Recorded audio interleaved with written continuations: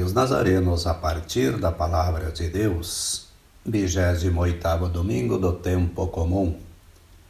Tu guardaste o vinho melhor para agora. Queridos amigos, queridas amigas, uma saudação especial a todos os que nos acompanham nesta reflexão de domingo. Estamos felizes em poder compartilhar um comentário com Olhos Nazarenos neste 28º domingo do tempo comum e dia de Nossa Senhora Aparecida. Vamos ouvir prontamente o Evangelho de São João.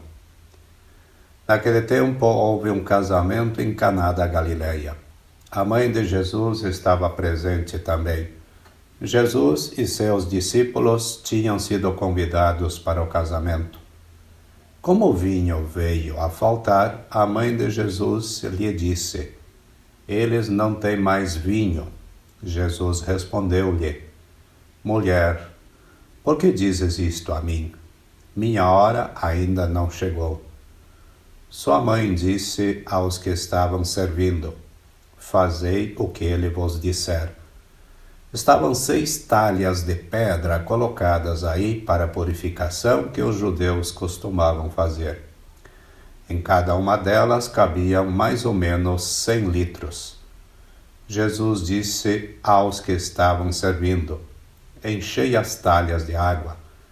Encheram-nas até a boca. Jesus disse: "Agora tirai e levai ao mestre-sala." E eles levaram. O mestre-sala experimentou a água que se tinha transformado em vinho. Ele não sabia de onde vinha, mas os que estavam servindo sabiam, pois eram eles que tinham tirado a água.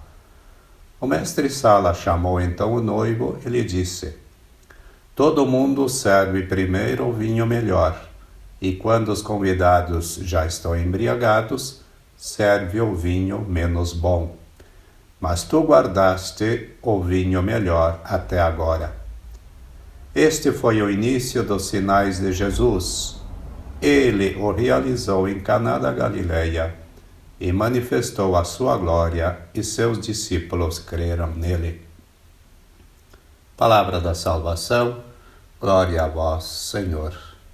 Hoje, olha, a gente mergulha numa passagem super conhecida do Evangelho de São João, que são as bodas de Caná. A nossa fonte principal é um comentário sobre esse texto, sabe? E a ideia aqui é buscar as lições centrais. A missão, é entender o primeiro sinal público de Jesus, sacar o papel de Maria nisso tudo, que é bem interessante, e pensar no que aquela frase famosa significa. Guardaste o vinho melhor até agora. Tá, vamos lá. Vamos desempacotar isso. Então a cena é uma festa de casamento, né? Em Caná da Galileia. Jesus está lá, a mãe dele, Maria, e os discípulos também são convidados. Aí no meio da festa acontece aquele problema. O vinho acaba. Imagina, socialmente um desastre. E Maria, que parece estar atenta a tudo, percebe. E ela vai direto a Jesus e diz de forma bem simples: "Olha, eles não têm mais vinho." E é muito interessante, né, notar a resposta de Jesus. Ele fala: "Mulher, por que dizes isto a mim? Minha hora ainda não chegou." Parece até assim uma resposta meio atravessada, talvez. Sim, dá essa impressão inicial. Mas o fascinante é o que Maria faz. Ou melhor, o que ela não faz. Ela não discute, ela não insiste com ele. Ela simplesmente vira para os serventes e dá aquela instrução que é chave: "Fazei o que ele vos disser." Tem uma confiança ali, né? Silenciosa, mas muito forte. Mesmo com a aparente hesitação de Jesus. Mas essa menção à hora, isso não tira o peso do momento ali em Caná. Tipo, ele está dizendo que não é o momento certo. Olha, a fonte que a gente está usando sugere que não. Pelo contrário, até enriquece. A hora principal de Jesus, no sentido mais completo, realmente apontava para a cruz, né? O auge da missão dele. Mas a fé e a confiança de Maria, de alguma forma, parece que puxa uma manifestação dessa glória um pouco antes. E os serventes, seguindo a orientação dela, agem, eles confiam. E como agem? O texto diz que eles enchem 6 talhas de pedra enormes. Pensa nos vasos gigantescos, talvez uns 100 litros cada um. E detalhe, eram talhas para a purificação ritual dos judeus, não para beber. Encheram com água.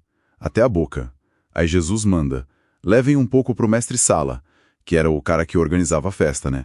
O mestre-sala aprova, ele não faz ideia de onde veio aquilo e fica, assim, maravilhado. Ele vai até o noivo e fala: olha, todo mundo serve o vinho bom primeiro, mas você guardou o melhor até agora. Incrível. E o evangelista São João fecha dizendo que ali foi o início dos sinais de Jesus. Ali ele manifestou a sua glória e os seus discípulos creram nele. Foi o pontapé inicial, digamos assim. E o comentário da nossa fonte, ele vai fundo nesse papel de Maria, né? Não é só perceber a necessidade de levar para Jesus. A instrução dela é o ponto: obedeçam a ele. A fonte até faz um paralelo com a presença dela na vida da gente, dos cristãos. Ela está ali, atenta às nossas dificuldades, intercedendo, mas sempre, sempre apontando para o Filho. Sim, com uma diferença importante que a fonte ressalta. Depois da cruz, quando Jesus entrega Maria como mãe para o discípulo amado e nele para todos nós, ela não sai de cena da nossa vida, ela permanece nessa missão. Entendi. Faz sentido. E tem mais, a fonte também conecta essa festa de casamento com um simbolismo maior, o reino de Deus como uma grande festa de casamento, uma nova aliança. É a nova relação que Deus quer estabelecer com a humanidade através de Jesus. Uma aliança selada não mais com o sangue de animais, como no Antigo Testamento, mas com o próprio sangue de Jesus na cruz. O vinho bom de Caná, então, é um sinal dessa abundância de vida e graça que ele traz. E aqui a coisa fica bem prática, né? Porque a fonte traz uma oração que meio que atualiza essa história toda. Compara a falta de vinho, lá em Caná, com a falta, hoje, do vinho da alegria, do diálogo, da esperança nas nossas famílias, nas nossas comunidades. As nossas talhas, diz a oração, muitas vezes estão cheias da água insípida das dificuldades. É forte isso, né? É muito forte. E muito real, infelizmente. Mas o caminho para a transformação, tanto lá em Caná quanto aqui para nós, segundo a fonte, passa exatamente pela mesma instrução de Maria. Fazei tudo o que ele vos disser. A confiança e a obediência ativa à palavra de Jesus, ao que ele nos pede, são apresentadas como canal. O canal para que essa água do nosso esforço, das nossas lutas, seja transformada pela graça divina no vinho novo, do amor, da alegria restaurada. E isso tem tudo a ver com o que a fonte menciona no final sobre o ano jubilar da esperança, né? Que a Igreja Católica convocou para 2025. Exatamente. É um chamado para renovar a fé justamente nessa possibilidade de transformação, de que Deus pode sim fazer o vinho novo brotar onde parece que só tem água sem gosto.